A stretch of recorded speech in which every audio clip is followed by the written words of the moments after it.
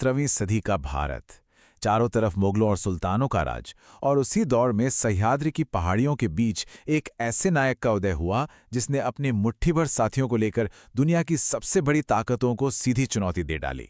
जी हां, हम बात कर रहे हैं जनता के राजा छत्रपति शिवाजी महाराज की।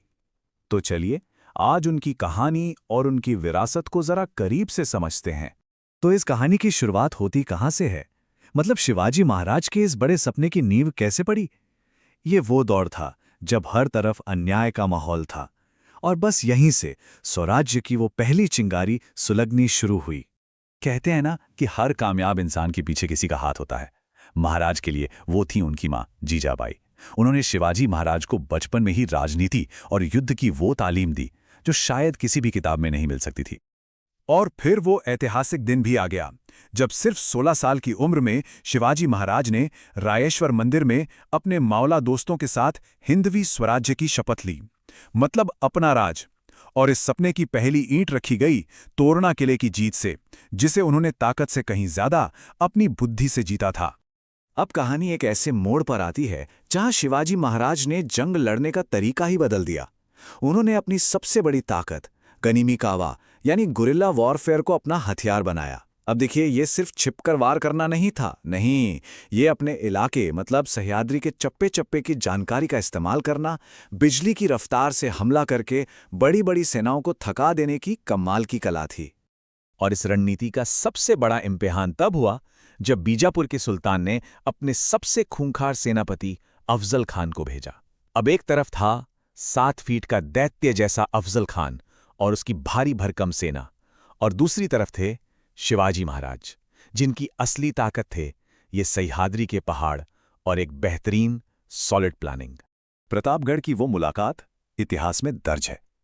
जब अफजल खान ने गले मिलने के बहाने धोखे से खंजर चलाना चाहा, तो महाराज तो पहले से ही तैयार थे।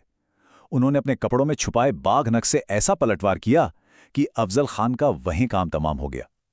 यह सिर्फ एक जीत नहीं थी, ये इस बात का ऐलान था कि दिमाग की ताकत जिस्म की ताकत से हमेशा बड़ी होती है। लेकिन महाराज यहां रुके नहीं। जब औरंगजेब ने अपने मामा शाइस्ता खान को लाखों की फौज लेकर पुणे भेजा, तो महाराज ने शायद इतिहास की पहली सर्जिकल स्ट्राइक कर डाली। सोचिए, वो बाराती बनकर लाल महल में घुसे और शाइस्ता खान पर उसी के सोने के कमरे में हमला कर दिया। खान जैसे तैसे जान बचाकर भागा, लेकिन अपनी उंगलियां वहीं छोड़ गया। लेकिन देखिए, जिंदगी की लड़ाई में हमेशा जीत ही नहीं मिलती। कहानी में अब एक ऐसा वक्त आता है जहां महाराज को भी हार का मुंह देखना पड़ा। पर असली योद्धा तो वही है ना, जो हार को भी जीत की सीढ़ी बना ले। मिर्जा राजा जयसिंह के साथ पुरंदर की संधि हुई, और इस संधि में महाराज को अपने 23 किले, जी हां 23 किले मुगलों को देने पड़े। ये एक बहुत बहुत बड़ा झटका था।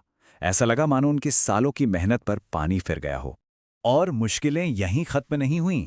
औरंगजेब ने उन्हें बातचीत के लिए आगरा बुलाया और फिर धोखे से नजरबंद कर लिया। चारों तरफ मुगल पहरेदार, बचकर निकलने का तो कोई सवाल ही पैदा नहीं होता था।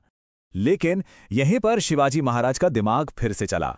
उन्होंने बीमार होने का नाटक किया और सेहत ठीक होने के लिए आगरा के मंदिरों और दरगाहों में प्रसाद के तौर पर फलों और मिठाइयों की बड़ी बड़ी टोकरियां भेजना शुरू कर दिया।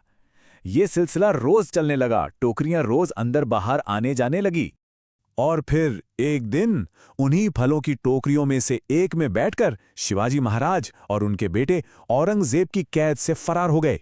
ये कोई मामूली फरारी नहीं थी, ये एक ऐसी अविश्वसनीय कहानी है जो दिखाती है कि महाराज ने कैसे एक हारी हुई बाजी को पूरी तरह से पलट दिया था। आगरा से लौटने के बाद मानो एक नया सूरज निकला। ये दौर था महाराज के सबसे बड़े सपने के सच होने का, उनकी ताजपोशी का, और उस विरासत को बनाने का जो आज भी हम सबको प्रेरणा देती है। 6 जून 1674, रायगढ़ किला। ये वो ऐतिहासिक दिन था जब शिवाजी महाराज का राज्याभिषेक हुआ और वो औपचारिक तौर पर छत्रपति बने। उन्होंने उस स्वराज्य की स्थापना कर दी थी जिसकी शपथ उन्होंने सालों पहले ली थी। और एक बहुत दिलचस्प बात है, उन्होंने सिर्फ जमीन पर नहीं बल्कि समंदर पर भी अपनी हुकूमत कायम की। वो अपने समय के पहले भारतीय शासक थे जिन्होंने एक ताकतवर नौसेना यानी नेवी बनाई। इसी वजह से उन्हें father of the Indian navy भी कहा जाता है। उनका स्वराज सिर्फ जीत और जंग पर नहीं बल्कि एक अच्छे शासन पर टिका था। उन्होंने प्रशासन चलाने के लिए अष्टप्रधान मंडल बनाया, यानी 8 मंत्रियों की एक काउंसिल। उन्होंने संस्कृत और स्थानीय भाषाओं को बढ़ावा दिया, और सबसे अहम बात, उनके राज में सभी धर्मों का सम्मान था। यहां तक कि उनकी फौज में कई मुसलमान सेनापति ऊंचे पदों पर थे, और महिलाओं का सम्मान, वो तो सबसे ऊपर था। 1680 में महाराज ये दुनिया छोड़ गए, लेकिन उन्होंने जो स्वराज्य की मशाल जलाई थी वो कभी नहीं बुझी। उनकी विरासत आज भी हमारे बीच जिंदा है। पर यह स्लाइड एक सवाल छोड़ जाती है कि क्या हम आज महाराज के बताए रास्ते पर चल रहे हैं? उनके आदर्शों को हम अपनी जिंदगी में कितना उतार पाए हैं? सोचिएगा जरूर।